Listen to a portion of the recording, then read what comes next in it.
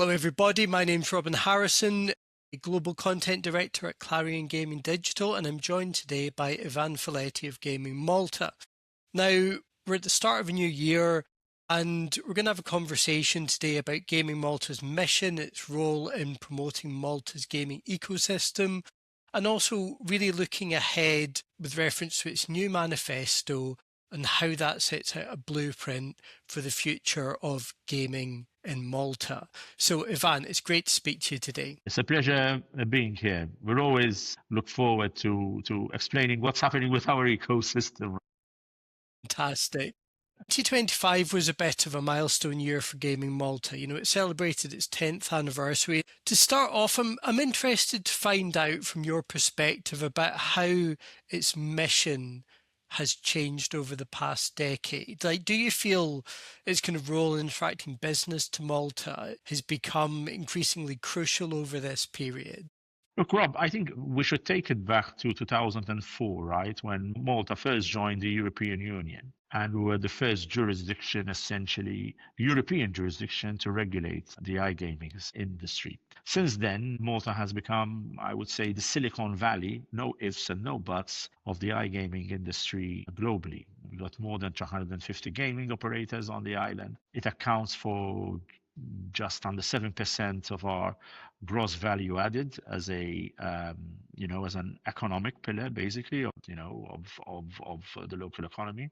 And also, employing close to 14,000 employees, which aren't small numbers for an island like Malta. Essentially, the country has embraced embraced the sector, which is, I would say, very unique. When you compare to other jurisdictions. Yeah, of course. Also. And iGaming, as such, transformed our economy essentially. So we started having more kind of modern approaches to human resources, modern approaches to employer branding, the skills which are required, technical capabilities, technical infrastructure. We started having Google-like offices, prior to COVID. So it really has been a sum of all the parts. It hasn't been one silver bullet, but it's been a sum of all the parts. And also, cross-political support also from both areas of the political spectrum in ensuring, that the industry is well served, is well taken care of, and essentially, becoming, a real part of our economic story, I would say. So, that's where we started from. That's where we are right now. So as a government, we've also launched the Vision 2050 for the island. Gaming forms a very, very important part of that, where we're saying, look, let's consolidate the iGaming sector and let's accelerate interactive entertainment. So with video game development, immersive tech, and esports. Why? Because, Rob, it's all this convergence of technology coming together. Right, and it's all these sectors talking to each other. Ultimately, what are we in as a sector? We are in the entertainment industry, and we want to entertain. I want to entertain responsibly, and we want to entertain well. And we'll have to ensure that everything is done in the most right way possible, and using a plethora of support, different services, etc. So I would say, looking ahead, we're very excited about the only constant in life is change. I know it sounds like a cliche, but the minute we start being comfortable, I think, is the minute when we can't innovate. And what we want to do is for the industries to be on this continuous, relentless, and I really mean this, relentless approach in adapting, in configuring new solutions, in finding new ways of working, of how to interact with the sector and how to communicate also. So in a nutshell, that's where we are at the moment.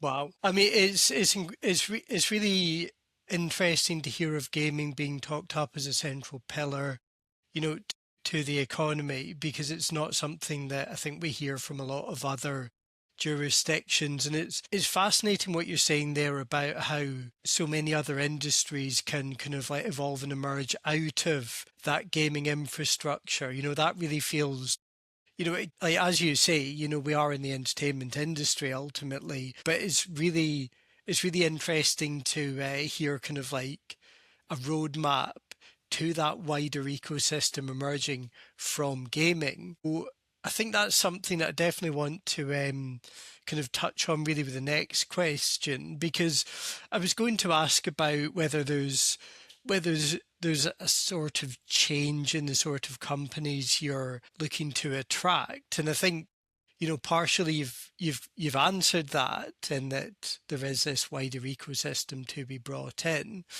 But I mean, does that really essentially sort of reposition Malta as less a hub for gaming operators and suppliers and more of a technology hub? Yes, I wouldn't say it's repositioning, because we've been always there, right?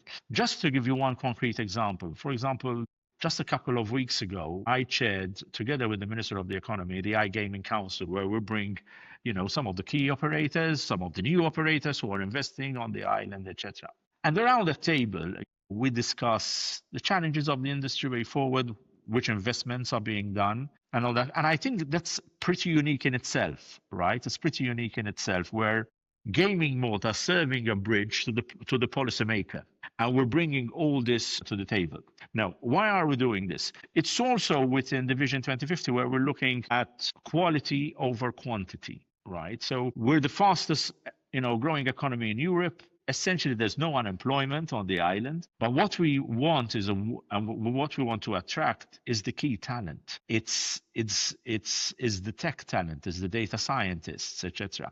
So this is why it's quality over quantity. But also, we have to be very sensitive also to the needs of the industry. We're quite a hub for live casinos on the island, for example. And what live casinos bring also is, I always bring this as an example of talent, right? So if you have a live casino presenter speaking different languages, that to an industry is an MBA, right? Because from Malta, they're transmitting globally. They're transmitting to Latin America, they're transmitting to Asia, etc. And that talent is here on the island doing that, essentially.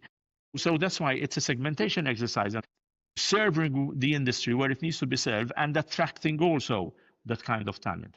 Technology is it doesn't need to be openly stated, because it isn't news. It's especially with AI and all this, of how things are going, extremely fast, at a very fast speed, at a very fast pace, I would say. So attracting more of that talent to the island is going to be key. And I always say it's talent, talent, talent. You can have the best fiscal initiatives, which you can come up with as a jurisdiction, but ultimately you need to remain, you need to ensure that talent is going to be continuing, being attracted to the island, essentially. So we like to see ourselves, Rob, as home of gaming excellence. We're not a center, we're not a hub, we're a home. And we're a home because we really believe that we want the talent to feel comfortable working on the island, doing business on the island, raising their family on the island, with our schools, with our education, with our health systems. And this is the relentless approach that us as Gaming Malta, we are spearheading all that, because since we spearhead all the strategic efforts and policy across all those gaming sectors on the island. An example, Rob, esports. Yeah. So esports, we host, we all started the strategy back in 2019. So we're not talking, kind of years and years ago, really. And, interspersed with COVID in between also, brings us challenges. But what we've learned is from there is even from COVID that, people want to be entertained online. And if you look at the numbers of esports, for example, during COVID, you could see. Well, yeah, it was exponential growth. So essentially, we had we hosted the Pro League seasons on the island, which never happened. We never attracted that industry on the island. Today, we have a multi-year agreement with Blast, whereby they've got their esports arena here, whereby tier 1 esports tournaments are being held. And all that also is linked to the iGaming industry, right? Because the iGaming industry is looking into that sector. Of course, yeah. Still in early days, we're all still learning of how to adapt to it, and we're still learning of how to run profitable products, around that. Malta serving as a hub, for all this when it comes to that. And ultimately, we want it to be a home also for the esports sectors, for the immersive tech sectors, etc. Actually, during ICE in coming January, we'll be having a Liverpudlian company from Liverpool, Draw and Code, who have invested their R in the operations in Malta, and they're showcasing their immersive tech capabilities and how it could be used for iGaming, essentially. These are just little examples and case studies of the things which are happening on this island when it comes, Rob, on a technology front. Mm-hmm. There's so much innovation. The fact that we're small and nimble makes us even more attractive around that. Of course, yeah. Because we can change tech also when things aren't, maybe working, or maybe things need to be enhanced and things need to be improved around that. Fantastic. And I suppose with the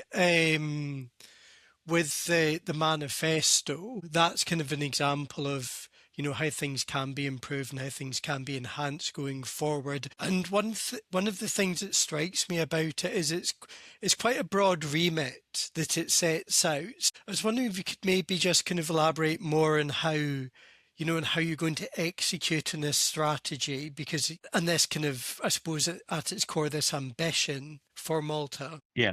So essentially, look, so when it comes to the manifesto, Gaming Malta manifesto, we wanted to put down a list of pledges, essentially, which we're giving as a foundation to the industry, our promises and what we want to do, okay? Which includes ensuring that more talent comes to the island, in growing and nurturing homegrown talent for the industry, in make sure that we support and secure responsible gaming also, and how that all plays part in ensuring that there are the proper banking services. So it's an array. It's basically it's different pillars where we're showcasing, and that's our promises for continuing going forward. But that's why it's a continuous work with the ecosystem.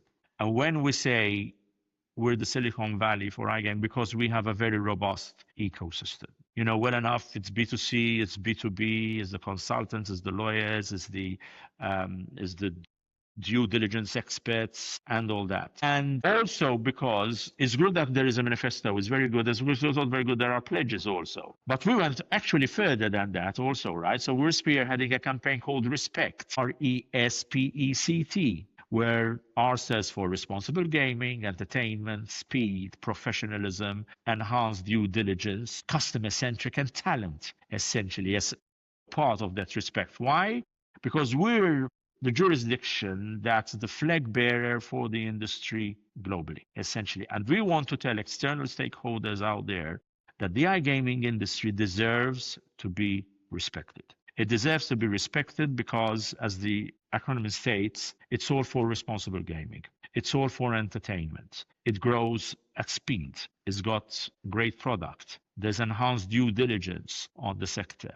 It's customer centric, and ultimately it attracts the right talent. And once again, no other jurisdiction has, to my knowledge, gone out and said, look, we want to be your flag bearer. Essentially, we want to understand the industry, we want to continuously understand this. We want to work with the right operators, with the responsible operators, and we want to, we're happy to see you grow, essentially, and use Malta as a stage for your global ambitions, essentially. So the manifesto, once again, is important. It has all this, but then there is also respect, because we're doing this because we respect the industry, ultimately. So Robin, now you're seeing how it's all interconnecting all together, essentially. Yeah. And we're bringing this to ICE, we're bringing this to Barcelona, showcasing this. Actually, we won't be alone on the stand at ICE. So we'll be having representatives from our visa agency, Identità. We'll be having representatives from our foreign direct investment arm,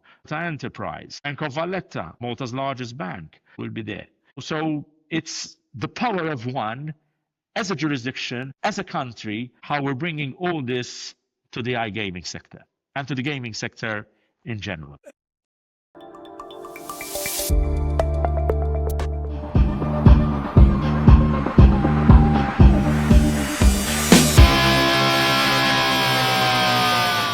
Thank you.